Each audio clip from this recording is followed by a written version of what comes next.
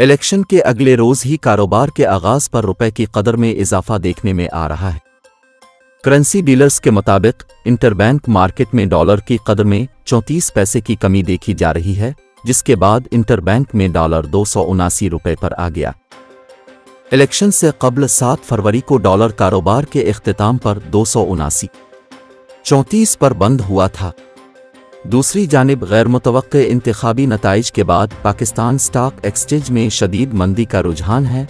कारोबार का आगाज 2300 पॉइंट्स की कमी के बाद हुआ।